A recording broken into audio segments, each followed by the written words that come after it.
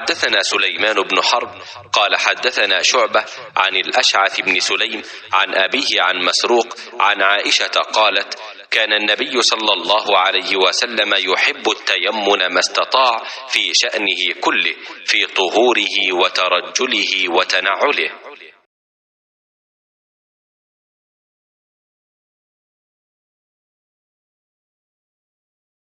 रसूलुल्लाह सल्लल्लाहु अलैहि वसल्लम अपने तमाम कामों में जहाँ तक मुमकिन होता दाईं तरफ से शुरू करने को पसंद फरमाते थे।